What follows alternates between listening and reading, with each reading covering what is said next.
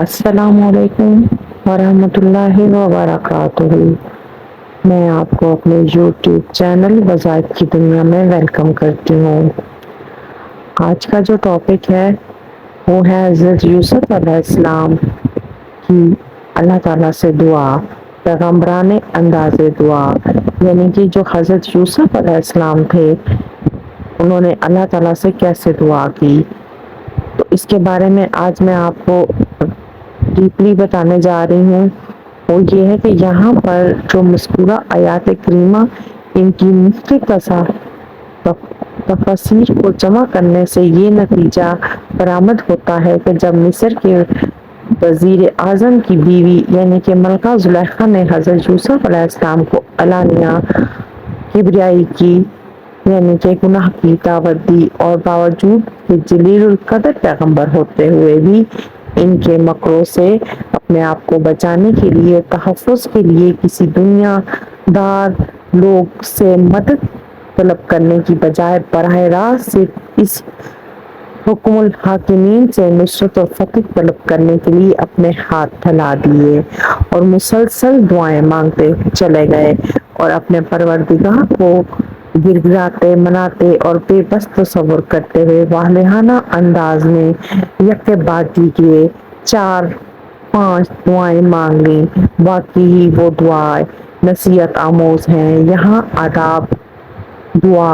اور انداز دعا کھانا مقصود ہے۔ علامہ دمشقی رحمۃ اللہ مفسر ابن کثیر نے اس کا نقشہ اس طرح کھینچا ہے کہ خدایا مجھے جیل خانے میں جانا زیادہ پسند ہے، مگر تو مجھے ان کے برے ارادوں سے محفوظ رکھ۔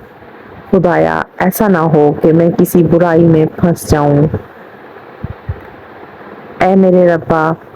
اگر تو مجھے بچا لے تو میں بچ سکتا ہوں، ورنہ مجھ میں اتنی قوت نہیں۔ یا ارحم الراحمین، تیری مدد، تیری رحم کرم کے بغیر میں کسی گناہ سے رک سکوں اور نہ ہی کسی نیکی کر سکوں۔ اور اے میرے اللہ، تجھ سے مدد طلب کرتا ہوں، تو میرے نفس کے حوالے نہ کر، میں ان عورتوں کی طرف جھک جاؤں اور جاہلوں میں سے ہو جاؤں۔ یہ رہا مفسر ابن کثیر یعنی کہ وارث عصمت محمد ماب پیغمبر خدا، آپ نے خدا تک آنے والے مسلمانوں کو خدا سے مدد مانگنے اور ایمان پر سوز گناہوں سے بچنے کے لیے تڑپ تڑپ کر اللہ سے گڑ گڑا کر آجزانہ انداز میں دعائیں مانگی اور انداز و آداب سکھائے۔ تو اس ٹاپک سے ہمیں یہ ملتا ہے کہ حضرت یوسف علیہ السلام حضرت یعقوب علیہ السلام کے بیٹے تھے۔ ان کے 7 بیٹے تھے، اور کیونکہ وہ سوتیلے تھے اور 2 ان کے، ایک حضرت یوسف اور بلیامین ان کے دوسری بیوی سے اولاد تھی، لیکن جو سوتیلے تھے وہ مکر و فریب کرتے تھے کسی طریقے ان کو والد سے جدا کر دیا جائے۔ اسی طرح انہوں نے ایک دن اپنے والد کو کہا کہ ہم یوسف کو اپنے ساتھ باہر لے جاتے ہیں، گھمانے پھرانے، کچھ کھلا پلا کر لائیں گے۔ تو حضرت یعقوب علیہ السلام نے کہا کہ میں اس کو تمہارے حوالے تو کر رہا ہوں، اس کے ساتھ کچھ غلط نہ کرنا، لیکن انہوں نے اپنے والد کو مطمئن کیا اور کہا کہ ہم اسے آپ کے حوالے زندہ لائیں گے، اور ایسا نہیں ہو سکتا کہ ہم اسے ہم ساروں کے بیچ میں ہوتے ہوئے اس ایک کو کوئی موذی جانور یا کوئی اس کو نقصان پہنچائے، یہ ایسا نہیں ہو سکتا۔ یہ کہہ کر انہوں نے اپنے والدین کو مطمئن کیا اور حضرت یوسف علیہ السلام کو ساتھ لے گئے۔ اور جب حضرت یوسف علیہ السلام کو ساتھ لے گئے تو وہاں انہوں نے راستے میں ستیلے بھائیوں نے مل کر پلان کیا کہ اسے ہم واپس نہیں لے کر جائیں گے۔ تو انہوں نے کیا کیا کہ حضرت یوسف علیہ السلام کو قتل کرنے کی بجائے ایک پانی کے کنویں میں پھینک دیا، اور حضرت یوسف علیہ السلام کے کپڑوں سے چند پھٹے ہوئے ٹکڑے اٹھا کر گھر لے آئے اور اس پہ خون لگا کر والد کو کہا کہ ہم نے بہت کوشش کی اسے بچانے کی، لیکن ہم بچا نہ سکے۔ اس پر حضرت یعقوب علیہ السلام نے بہت زیادہ روئے اور کہا کہ اللہ بہتر جانتا ہے، میرے حق میں اب صبر ہے۔ تو اس کے بعد حضرت یعقوب علیہ السلام روتے رہے، اللہ سے فریاد کرتے رہے، اتنا کہ وہ 40 سال حضرت یوسف علیہ السلام کی جدائی میں روتے رہے اور ان کی آنکھوں کی بینائی بھی چلی گئی۔ تو اسی طرح حضرت یوسف علیہ السلام کنویں میں چلے گئے، وہاں سے کچھ تاجر گزر رہے تھے، انہیں پیاس کی طلب ہوئی، انہوں نے کنویں میں سے پانی نکالا اور ان کے کنویں کے جو پانی کا ڈول تھا اس میں حضرت یوسف علیہ السلام باہر نکل آئے۔ جب وہ باہر نکلے تو تاجر بہت خوش ہوئے، انہوں نے کہا یہ تو بہت خوبصورت بچہ ہے، تو چلو ہم اس کو لے جاتے ہیں۔ انہوں نے آگے چل کر تجارت والی جگہ پر چند ہی پیسوں میں حضرت یوسف علیہ السلام کو بیچ دیا۔ تو اس طرح وہ مصر کے بادشاہ یعنی کہ عزیز کے پاس حضرت یوسف پہنچ گئے، اور جب حضرت یوسف یہاں پہنچ گئے تو انہوں نے اپنی بیوی کو کہا کہ اے زلیخا، تم اس کی نگرانی کرو، اس کی دیکھ بھال کرو، ممکن ہے کہ یہ ہماری جو بادشاہت ہے اس کو ہم اسے اپنا بیٹا بنا لیں اور یہ ہمارے لیے کارآمد ثابت ہو۔ تو جیسے جیسے حضرت یوسف علیہ السلام بڑے ہوتے گئے، ان کا حسن، ان کا شباب عروج پر تھا، وہ بہت خوبصورت تھے۔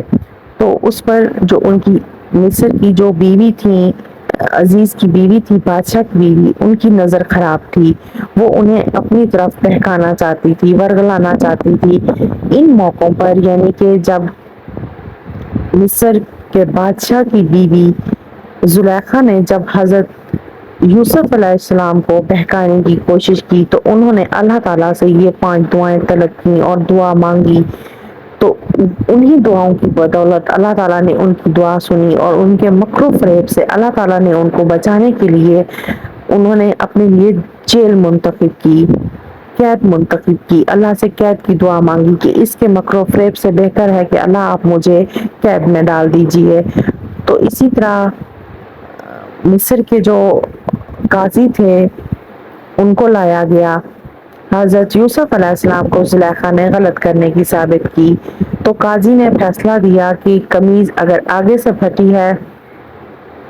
تو یوسف غلط ہے، اگر پیچھے سے پھٹی ہے تو زلیخا نے حملہ کیا ہے۔ اسی طرح قاضی کے فیصلے کے بعد سب کچھ صاف سامنے آ گیا۔ تو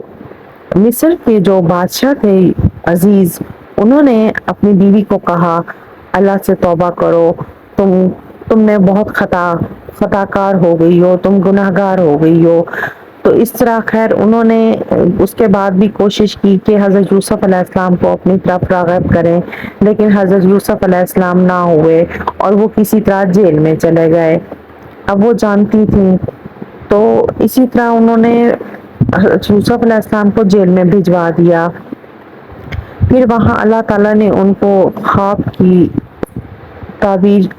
عنایت فرمائی، خوابوں کی تعبیر کرنے لگے۔ پھر وہاں پہ جو 2-3 ان کے ساتھی تھے، قیدی تھے، وہ خواب انہوں نے دیکھا، انہوں نے تعبیر کرائی، پھر انہوں نے بتایا کہ تمہیں ایسے رہائی ہو جائے گی، تم دوبارہ مصر کے بادشاہ عزیز تک جاؤ گے اور تم میرا ایسے ذکر کرنا۔ خیر شیطان نے انہیں یہ بات بھلا دی، وہ بات بھول گئے۔ پھر ان کو بہت عرصہ پہلے انہوں نے مصر کے جو بادشاہ تھے انہوں نے بلوایا کہ کوئی میرے خواب کی تعبیر بتا سکتا ہے کہ میں نے خواب دیکھے ہیں 2 دبلی پتلی گائیں ہیں اور 2 موٹی تازی ہیں، اور جو موٹی تازی ہیں وہ دبلی پتلی گائیں کو کھا رہی ہیں، کوئی مجھے اس کی تعبیر بتا دے، میں بہت پریشان ہوں۔ تو اس پر وہ جو 2 ساتھی قیدی تھے وہ رہا ہو کر آئے،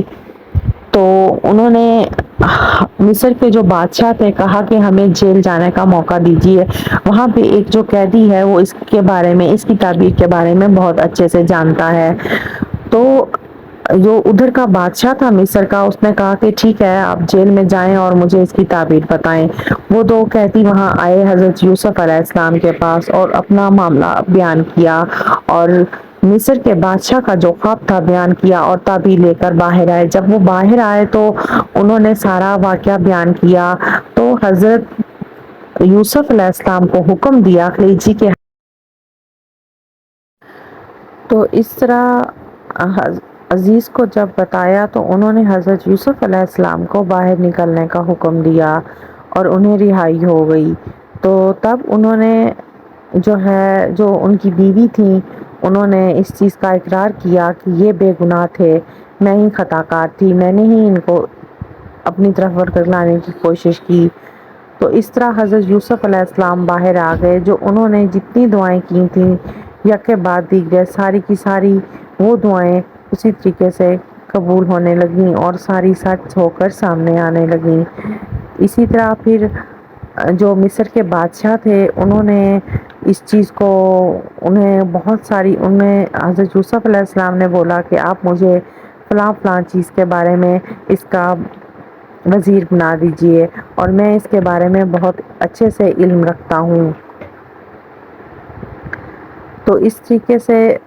اللہ تعالیٰ نے انہیں مصر کی سلطنت بادشاہت بھی عطا کی اور اپنے والدین سے وہ دوبارہ مل گئے۔ اس بات کے بتانے کا مقصد یہ ہے کہ یہ جو